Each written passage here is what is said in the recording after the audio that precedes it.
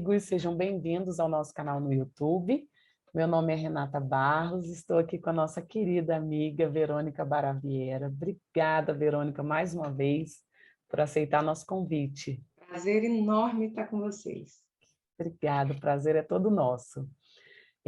A Verônica falará sobre o que Deus espera de nós, né? Tema importantíssimo. E eu farei a leitura de uma breve mensagem para harmonizarmos o ambiente, do livro Vida Feliz, ditado pelo espírito Joana de Ângeles, psicografia de Divaldo Franco. Ser uma pessoa aberta às ideias, aos conceitos novos. Discute-os, compara-os com o que sabes e pensas, retirando o melhor proveito das informações que desconheces. As ideias salutares renovam a emoção, abastecendo os sentimentos com estímulos e entusiasmo. Ninguém é tão sábio que não necessite aprender mais, nem tão completo que possa dispensar outros contributos para o seu crescimento íntimo. Aprende mais, estando receptivo a novas contribuições. Então, agradecemos mais uma vez pela oportunidade do trabalho no dia de hoje, que Jesus e os bons espíritos possam nos envolver com as energias salutares do aprendizado, para que possamos apreender todo o conhecimento que nossa irmã nos trará hoje. Que assim seja. Verônica, a palavra é toda sua. O convite é sempre muito bom estar com vocês e sempre muito feliz da gente conseguir, com a tecnologia, vencer tantas coisas, né? Vencer tantos problemas. Eu acho isso, sim, uma das coisas mais bonitas e que nos faz realmente ver que o mundo está melhor, né? Eu acho que há uma onda de pessimismo que impera no mundo e essa onda, ela funciona realmente como toda onda, né? É uma bola de neve. É à medida que você vai fornecendo energia para uma onda, ela vai se ampliando, ela vai aumentando. Então, a gente observa lá no mar, quando a gente entra, aquele marzinho com aquela onda calminha, né? Aí vai chegando a hora que a maré enche, aquela onda vai aumentando, vai aumentando, vai aumentando. E nós começamos a perceber que tem um momento que não dá mais nem para entrar no mar, né? Aquele lugar gostoso, aquele lugar tranquilo, ele já nem sequer mais ele nos traz alegria, ele não nos traz mais tranquilidade, porque ele deixou de ser aquele local sereno, aquele local de descanso, para ser uma coisa que vai fazer a gente ficar dando caixote, né? Jogando a gente na areia, e que não é bem aquilo que a gente está preparado para passar. Mas eu acho tão interessante, Renata, que por mais que a gente sinta isso no dia a dia, a gente observa que nós mesmos vamos procurando coisas para fazer com que o nosso mar fique revolto, com que o nosso mar saia destrambelhado e não nos proporcione aquilo para o qual nós viemos fazer. Nós espíritas ou estudiosos da doutrina temos um recurso muito especial, que são lições estudadas e explicadas, né? Para não nos trazer dúvida, para não nos trazer assim nenhum tipo de frustração, né? Porque eu acho muito ruim, sabe? Eu tive alguns amigos que eles vinham de algumas religiões, né? Que de vez em quando eles pontuavam de mudanças na religião. E em alguns casos eu percebia que, na verdade, a religião deles não tinha mudado, mas eles é que estavam passando por enfrentamentos que a religião já não comportava mais, já não dava. Então, um deles teve uma vez que ele se separou e a igreja que ele ia, ela não permitia separações. Então, evidentemente, ele teve que trocar o local onde ele ia, né? E a máxima da doutrina espírita é que ela nos dá um arcabouço intenso, maravilhoso, escrito, para a gente não ter dúvidas.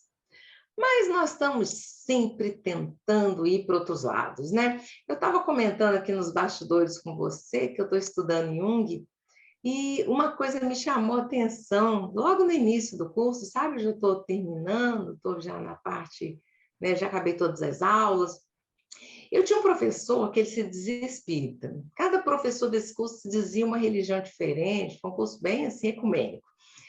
E esse professor, ele vivia dizendo que era espírita. E aí, no meio da aula, ele soltava uma pérola, sabe? Ele dizia uma coisa que Joana de Ângeles tinha dito. Aí, nas primeiras vezes, eu abria o áudio e falava, professor, desculpa, mas o senhor pode citar onde Joana disse isso? Aí, claro que ele ficava com raiva, porque ele achava que ele era uma das maiores autoridades no Brasil em Jung, como que a aluna estava, né, questionando. Mas a verdade é que ele nunca disse de onde ele citou. Com 4 aulas, mais ou menos, eu chamei o professor no privado. Eu falei, professor, eu queria lhe pedir um favor. Eu queria lhe pedir com toda a gentileza, assim, que o senhor não me interprete mal, mas que o senhor pare de citar a doutrina espírita. Aí ele assustou, falou, não, mas eu sou espírita. Eu falei, sei, professor, mas sabe o que é? É que o que o senhor estudou de Jung a sua vida inteira, eu estudei de doutrina espírita. E sabe, Renata, eu nunca tinha parado para pensar nisso. Eu sou muito estudiosa, eu tenho minha área acadêmica que eu estudo, mas no início desse curso, imagina, quase aposentando, foi que eu parei e percebi que a minha maior, assim, é uma diferença absurda a quantidade de estudo espírita que eu tenho, a mais do que qualquer outra área, apesar de ser considerada uma especialista, né, em outras áreas. Então, isso para mim foi muito emblemático, sabe? Eu falei para ele, falei, professor, olha só, eu não me incomodo de discutir com o senhor. Se o senhor quiser, o senhor chama aqui no privado, nós vamos discutir. Porque na hora que o senhor citar um texto, eu cito 5. E aí nós vamos, né? Que é o que acontece dentro de Jung. Quando a gente diz uma bobagem, ele vem e joga 10 livros em cima da gente, mostrando que é daquela forma. Então, por que eu estou falando disso? Porque a nossa religião tem esse arcabouço doutrinário. Ela é baseada, não é em achismos. Por isso o tríplice aspecto, por isso nós temos 5 condições de dizer, doutrina espírita é filosofia, é ciência e é religião. E aqueles que acharem que não é ciência, que digam isso ao pessoal do direito, da filosofia, da psicologia, né? Porque a gente tem uma galera de exatas que acha que só as exatas são ciências, mas dentro da academia isso é muito questionado.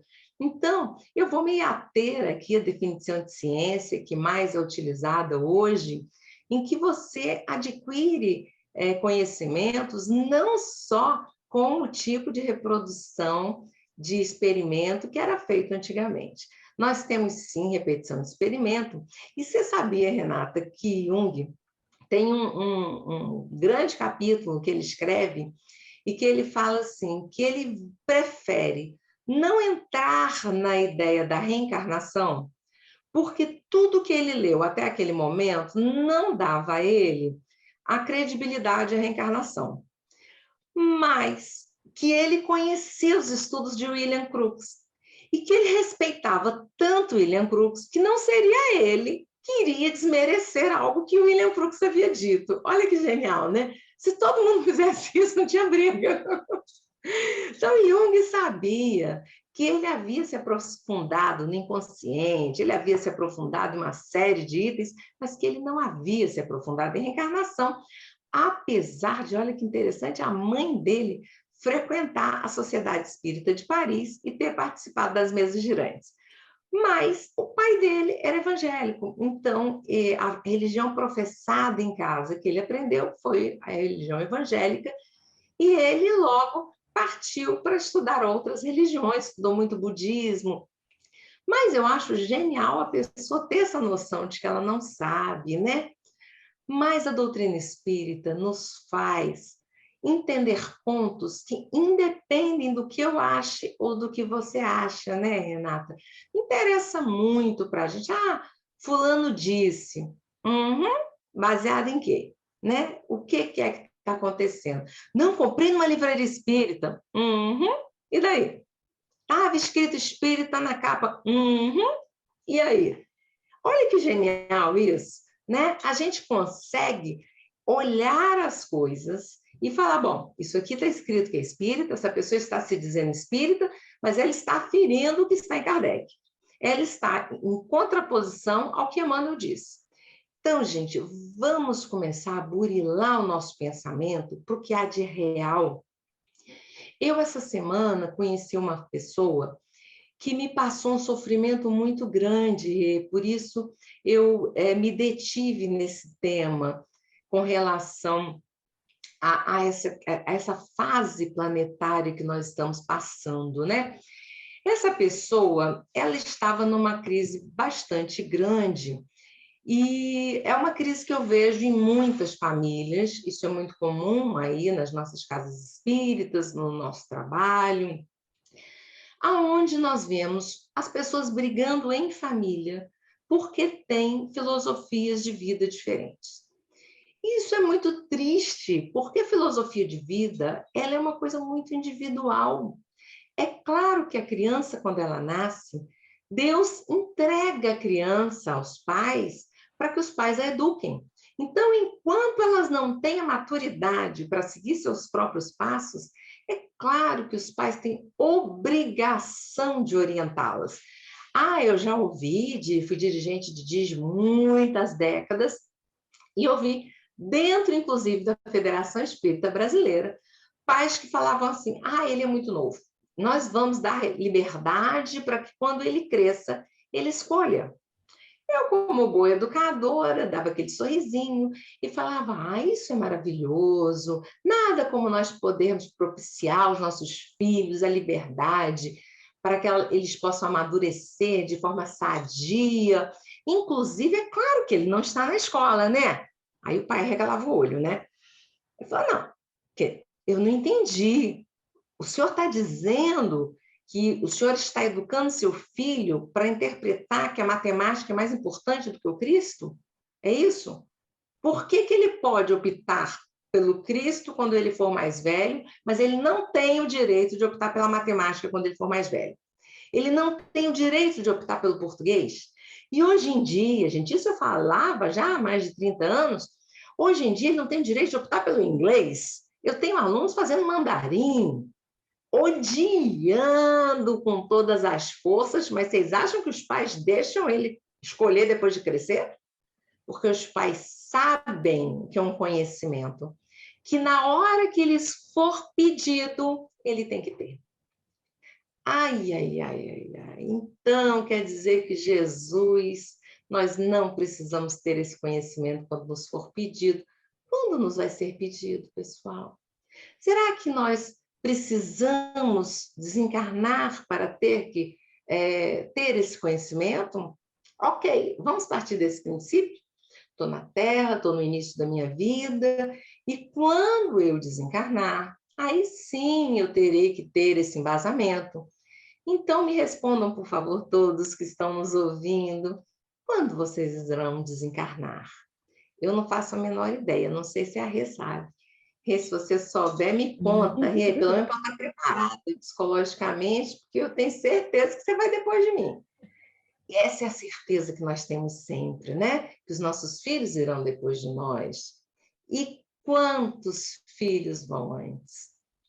Uma passeada pelo cemitério, olhando e orando pelas pessoas que lá se encontram, é suficiente para nos mostrar quantos espíritos se esperava que eles ficassem aqui na Terra por décadas e décadas e décadas e retornaram à pátria espiritual com pouquíssimos anos, às vezes com pouquíssimos dias. Então, nós precisamos na nossa vida de algo chamado hierarquia de valores. Nós precisamos com urgência. Por quê? Ah, porque esse governo é bom, esse governo é ruim. Qual é a sua hierarquia de valores? Como saber se o governo é bom ou se é ruim? Porque ele está dando dinheiro para você? Porque o seu salário aumentou? Porque tem mais verba na sua área? Isso não pode ser levado a sério, né, gente? Nós temos que pensar no nosso país como um todo. E aí nós vamos ver que todos os governantes, todos sem exceção, em algumas áreas fizeram coisas boas, em outras áreas fizeram coisas ruins. Por que isso? Porque na escala que estamos aqui na Terra, todos nós fazemos coisas boas e coisas ruins. Nenhum de nós faz só coisas boas. Ah, eu conheço uma pessoa. Ah, que bom, cola nela, porque essa pessoa faz coisas muito boas e ela é fora do padrão. Ah, Chico Xavier, que lindo, Chico Xavier. Mas quantas vezes nós caminhamos lado a lado na nossa vida com Chico Xavier? As mães têm a péssima mania de achar que seus filhos são sempre anjos, mas se eles fossem anjos, eles não teriam encarnado aqui. E provavelmente não como nossos filhos. Nós vamos ver que Jesus, aos 12 anos, quando Maria, ao levá-lo para uma festa de Páscoa, volta para casa com José ali no meio do caminho, e naquela multidão vira para José e fala: José, cadê Jesus? E um olha para o outro e fala: ai, não sei, onde está Jesus? Porque é claro que um adolescente, já tinha 12 aninhos, você não fica ali, é uma criança, mas já é uma criança maior, né? Você não fica o tempo inteiro, 24 horas, olhando onde está seu filho. E voltam para procurar e não estavam encontrando Jesus. Até que resolvem voltar ao templo. É claro que se os nossos filhos sumirem, é no tempo religioso que nós vamos encontrá-los, não é, gente? Orando, não é isso? Todos os nossos filhos vão estar lá orando. Ah, não vão não, gente. Triste saber, né? Nós duas aqui somos bem pezinho na psicologia, na psicopedagogia, e a gente sabe, né? A gente brinca com a criança quando ela chega com o bracinho quebrado, que a gente falou orando, você não dava, né? Isso aí é ditado popular de mãe. Então, gente, eu trouxe hoje a reflexão para que a gente possa pensar o que Deus espera de nós. Nós queremos tantas coisas de Deus, nós queremos que Deus nos ofereça ganhar na loteria, nós queremos que Deus nos ofereça saúde, que ofereça um lugar bom para morar, tanto que nós pedimos isso em oração, não é mesmo? A gente pede tanta coisa, a gente se considera injustiçado em tantas coisas. Então, nós temos uma lista, né? Se eu falasse agora, vamos aí fazer uma listagem, escrevam no papel tudo que você espera de Deus para a sua vida. Essa lista não ia dar no nosso papel. Mas e o contrário? O que Deus espera de nós? O que Deus, ao nos colocar aqui no mundo, cercado de pessoas, uns com os filhos, outro com filhos de outras pessoas, porque todos temos crianças, adolescentes para auxiliar na terra, sejam oriundos da nossa barriga, do nosso sangue ou não, seja por profissão, seja por convívio num prédio, num condomínio, nós circulamos e as crianças estão ao nosso lado.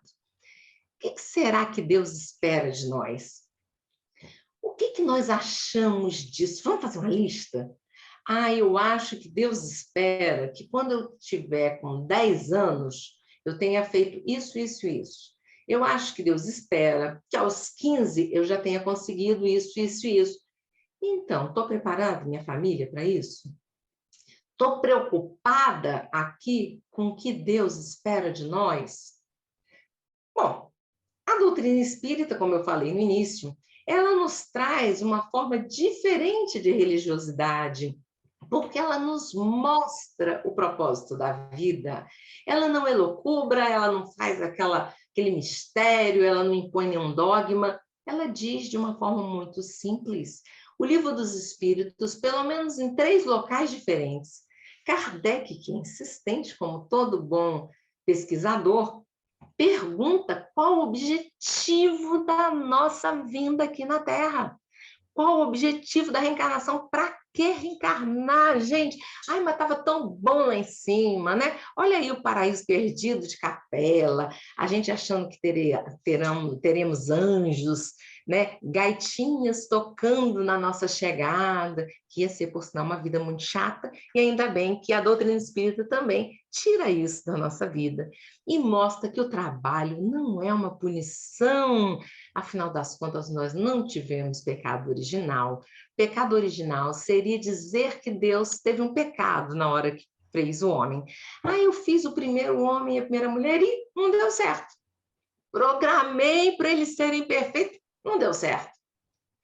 Gente, se Deus tivesse optado por fazer um homem e uma mulher, e esses homens e essa mulher, né, esse homem e essa mulher, fossem de fato os únicos e tivessem aqui para serem os primeiros e não devessem cometer pecados, eles não cometeriam.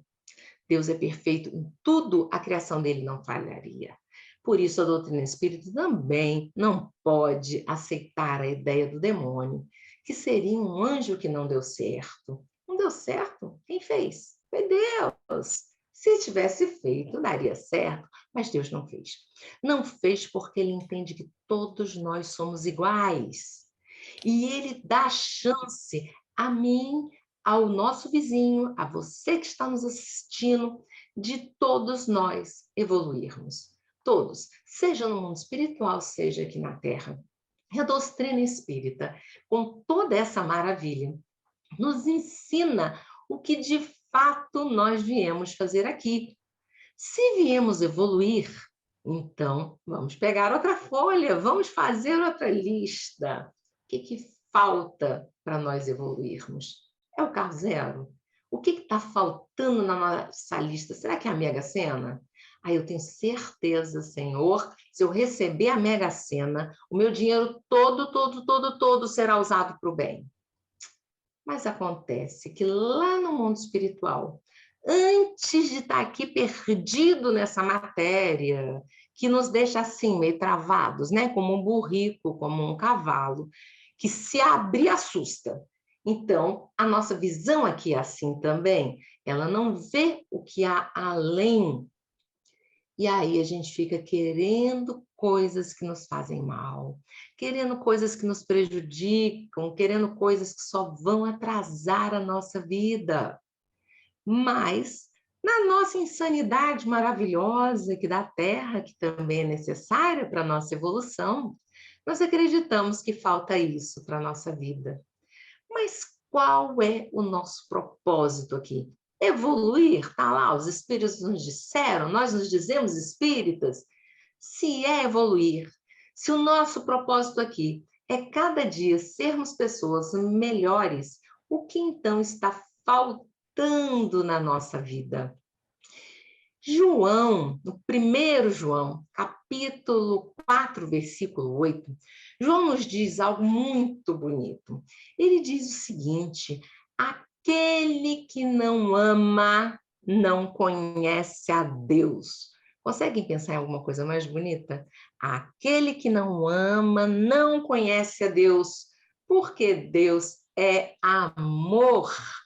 Então, Deus não nos colocou aqui na Terra para sofrermos, não nos colocou aqui na Terra para passarmos por problemas, porque Ele é amor. As coisas que Ele cria, as pessoas que Ele cria porque essas pessoas também são fruto do amor e elas também chegarão à sublimação do amor. Então, por que passamos aqui por tantas dificuldades? Porque nos esquecemos disso. Nos esquecemos que evolução é seguir para o amor.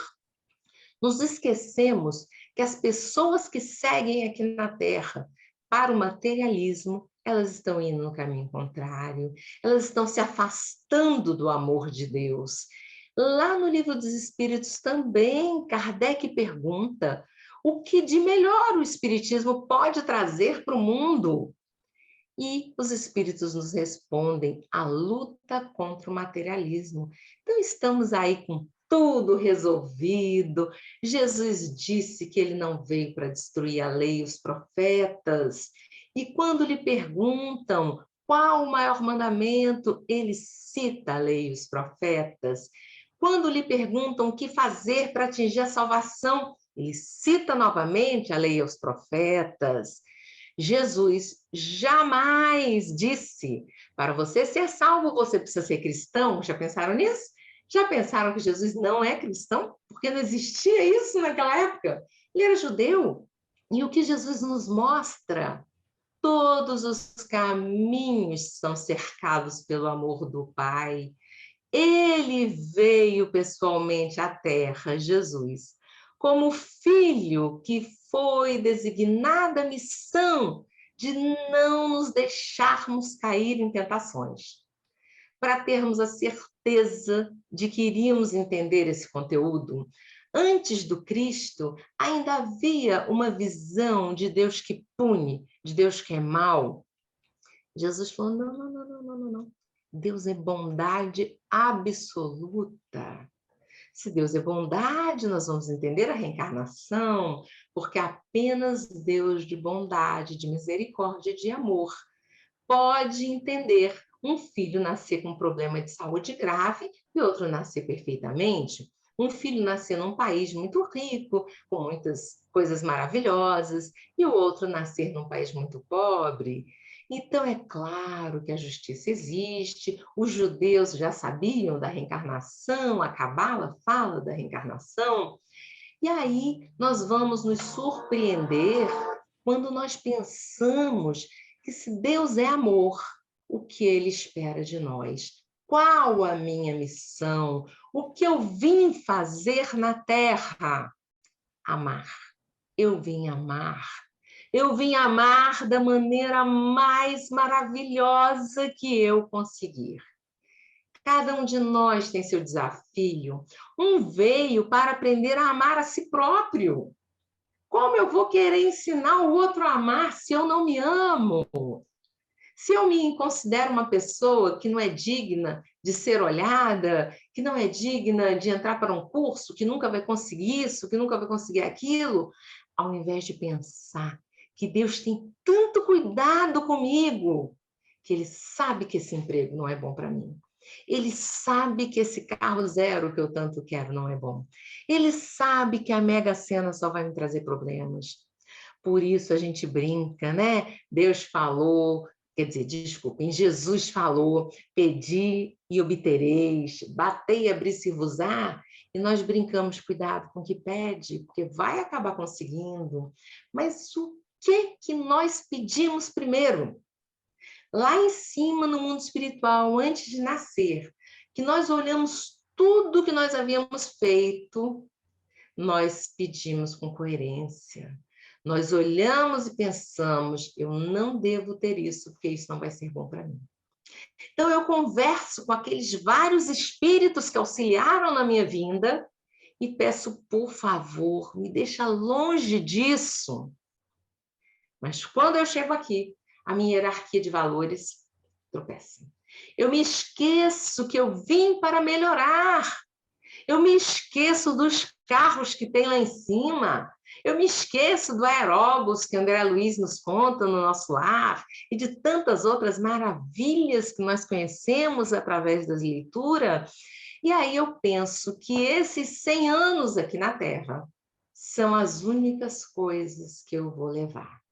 E eu começo a botar meu filho só para matemática, só para física, só para química. E acho que o evangelho no lar pode demorar um pouco mais. E coitadinho, ele está cansado, né? Aí ele não vai para a evangelização que está online. E coitadinho, tanto tempo de tela, não é mesmo? Ué, mas é coitadinho quando vai para a aula em tempo de tela? Não entendi. Vamos viver a verdade. Vamos pensar o que Deus quer de nós. Vamos olhar essas coisas maravilhosas que Jesus nos trouxe e entender por que foi feito dessa forma, por que a nossa vida foi concebida dessa forma, por que será que nos momentos em que eu vejo tantas soluções na minha frente, a solução efetiva não é nenhuma dessas que eu calculei? Eu parei, pensei, escolhi a solução, mas não deu certo. Meu marido costuma perguntar assim, o que você escolheu primeiro? Então, nós precisamos entender que todas as soluções da nossa vida foram escolhidas por nós. Cada solução, mas eu preciso ser uma pessoa que apareça, eu preciso ser famoso, eu preciso ser grandioso. Aonde estava escrito isso? Aonde a amorosidade passa por isso? Sabe aquele menininho que a gente estava pensando lá, que nasceu num país muito rico, enquanto aquele outro nasceu num país muito pobre? Provavelmente esse menininho nasceu num país em que os índices de suicídio são bem maiores. Nós já sabemos, e Harvard estuda há 47 anos isso ou mais, que a felicidade não vem do dinheiro, não vem da saúde, não vem dos meios materiais. Então, o que nós estamos esperando aqui para buscar felicidade?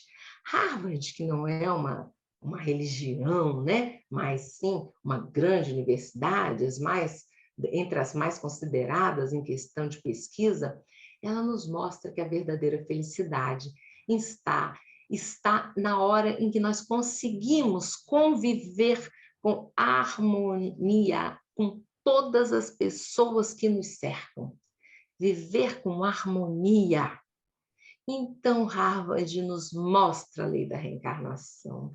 Ela nos mostra que tem pessoas que nós não temos em harmonia, mas que elas não pertencem ao nosso grupo. Elas não nos trazem mal. Mas que a felicidade virá daquelas pessoas que eu sei que eu preciso me harmonizar e que eu não estou me harmonizando. E isso não virá pelo Face, não virá pelo WhatsApp, isso virá pelo olhar. Esse olhar que é divino, o abraçar que a gente está podendo começar a voltar devagarinho, mas entre família a gente já pode fazer. Isso virá pela mensagem bonita que nós vamos compartilhar. E Pedro, no capítulo 1, Pedro 1, capítulo 4, versículo 8, Pedro nos diz que, sobretudo, tende ardente amor uns pelos outros, porque o amor cobrirá a multidão de pecados. Então, qual é a fala que nós vamos deixar para os nossos filhos? É como eles irão cobrir os pecados, porque pecados todos temos, e o amor cobrirá essa multidão.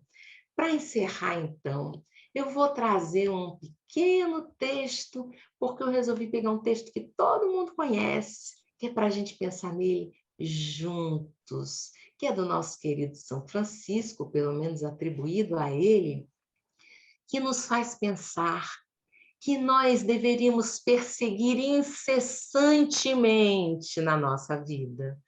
Levar ódio em todo lugar que não tiver amor.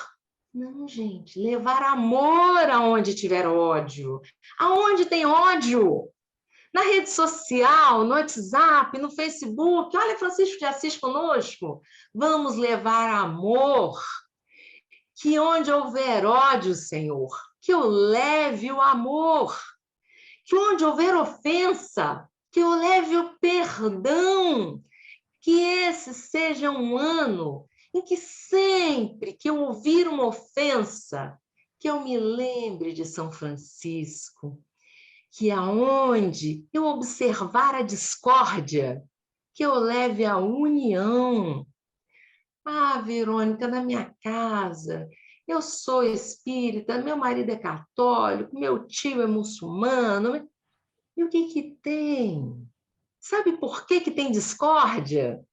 Porque ainda não saíram do desvio de foco que a Terra nos traz. Vamos focar, porque católicos, evangélicos, espíritas, judeus, muçulmanos, todos têm como base o amor. Tem como base o amor ao próximo. Se nós chegarmos a esse companheiro da nossa vida e falarmos, tudo bem, vamos esquecer as bases doutrinárias, o que é mais importante na vida é o amor. Então, vamos fazer atividades que onde houver discórdia, eu só leve o amor. Que onde houver dúvidas, eu leve a fé. Porque essa fé que brilha nos nossos olhos é a fé que leva aquele companheiro que está perdido ainda para um lugar bom, que salva. Aonde houver erro, Senhor, que eu leve a verdade. Produzir o erro é um desfavor à humanidade. Kardec nos dizia que ele preferia recusar muitas e muitas e muitas verdades a aceitar um erro sequer. Então não vamos fazer isso, vamos levar a verdade. Aonde houver o desespero, Senhor, que eu leve a esperança. E acima de tudo, Senhor, aonde houver tristeza, que eu leve alegria, que eu não seja, Senhor, mais um a entrar nesse muro de lamentações que a vida me traz. E aonde houver trevas, que eu possa levar a luz, Senhor. Mas sabe por quê? Aonde houver trevas, eu vou levar a luz. Eu vou levar a luz, porque o Senhor disse que eu sou a luz do mundo. O Senhor disse, olhando nos nossos olhos, Mateus capítulo 5, 14 a 16. Vós sois a luz do mundo.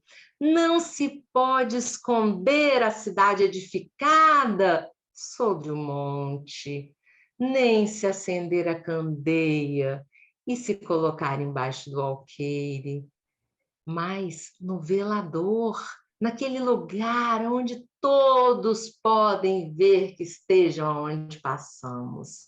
Que resplandeça a nossa luz diante de todos os homens, para que vejam as boas obras, porque foi isso que o Cristo nos ensinou.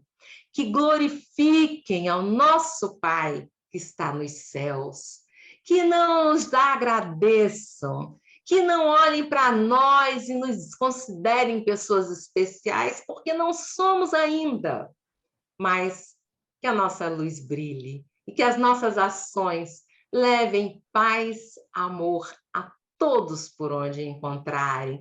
Essa é a nossa missão aqui, seja ela pequenininha, num local só, seja ela gigante como um Chico Xavier ou um querido Francisco de Assis, que brilhe a nossa luz.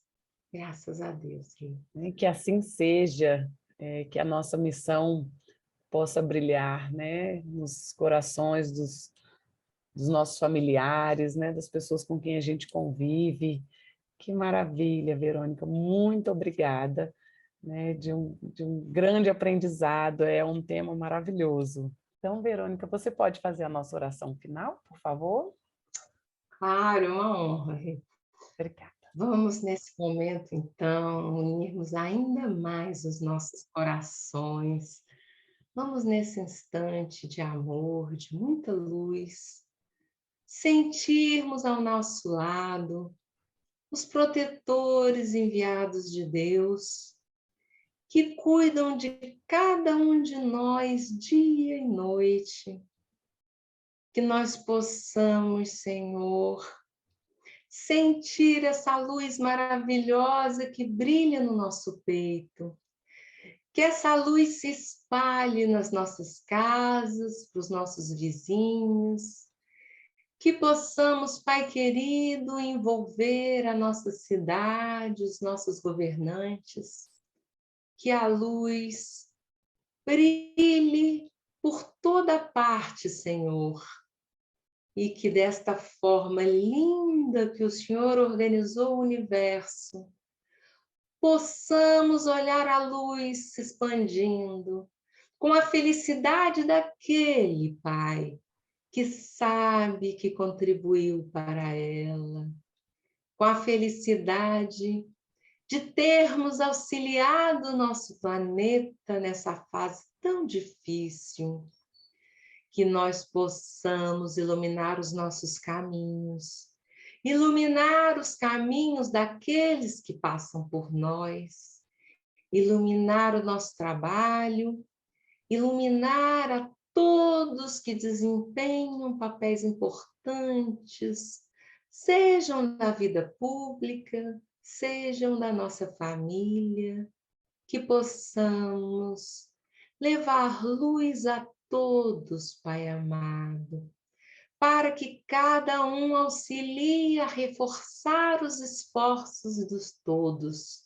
que possamos ser uma grande nação, que possamos ser um grande planeta com luz própria, aquela luz que vem de nós e que clareia, fazendo com que a impunidade, a injustiça sumam da terra, Senhor. porque só com as nossas missões bem executadas poderemos não só estar num planeta de regeneração, Pai querido, mas poderemos finalmente estarmos regenerados. Regenerados, cumprindo aquilo que viemos fazer aqui. Espalhar o amor, a paz, espalhar otimismo e alegria, Senhor, por todo canto por onde andarmos. Que a sua paz permaneça conosco, amparando-nos, protegendo-nos em mais essa semana. Fica conosco hoje e sempre. Graças a Deus que assim seja. Que assim seja. Muito obrigada, Verônica. Obrigada pela disponibilidade, né? Verônica está na Alemanha, do outro lado do mundo, e ainda assim se colocou disponível para fazer essa palestra para nós. Então, muitíssimo obrigada por todo o aprendizado e toda a Foi uma disponibilidade. alegria. Quando a gente fala de Jesus, é muito interessante, né? A gente realmente vê para que a gente veio para a Terra, né? A gente é que Exato. fica feliz. Uhum. Obrigada por estar com vocês. É sempre assim uma casa muito querida. Um beijo para todos e fiquem com Deus. Muito obrigada, né? Obrigada mais uma vez pela oportunidade. E agradeço a todos também por nos acompanharem no dia de hoje. Obrigada e até a próxima.